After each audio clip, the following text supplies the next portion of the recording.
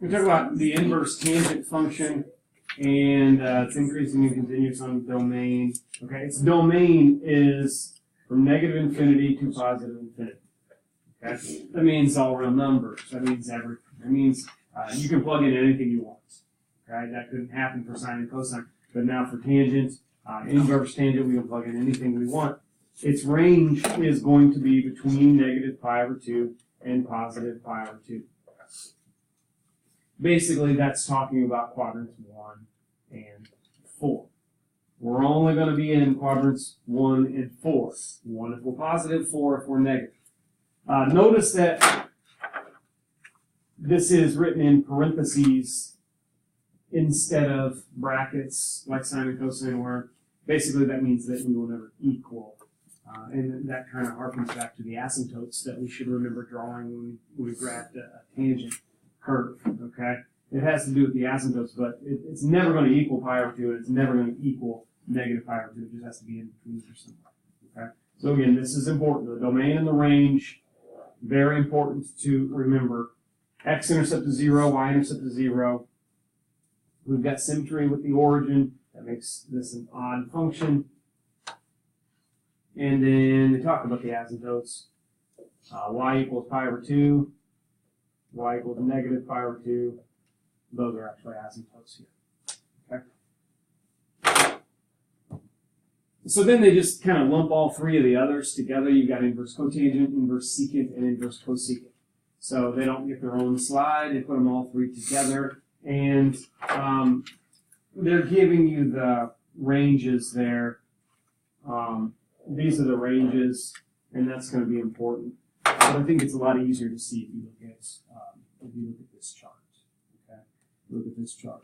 Here was kind of an extra slide. I don't think you have this, but I wanted to highlight the restriction.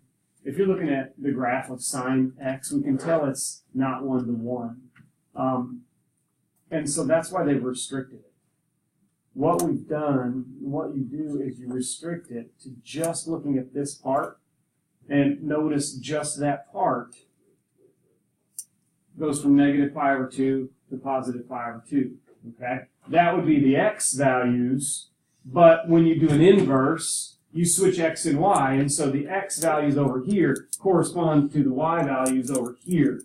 And your y values of the function, remember, this is sine x. Okay, so your y values of sine x would correspond to your x values of the inverse sine x. Okay, so anyway, I was just trying to show you the restriction. If you look at the cosine graph, okay, cosine is restricted here. If we restrict and just look at that, and now that's 1 to 1. Okay, but notice it's going from 0 to pi.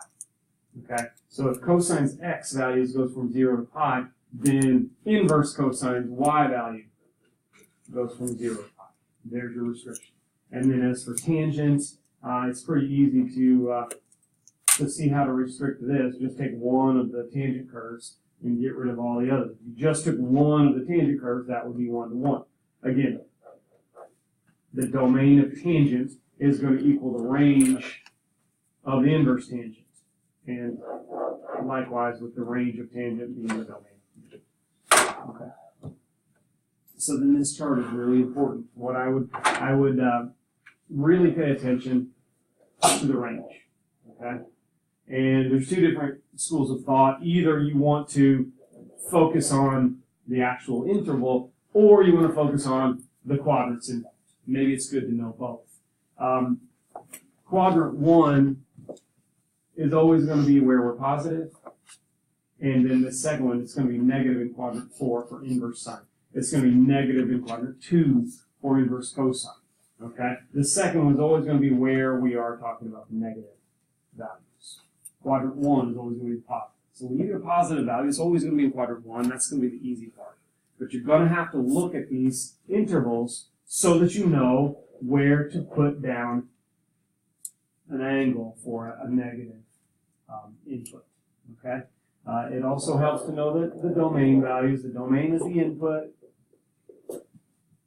and the range is the output. But I want this chart. I want this chart until I feel comfortable. Okay.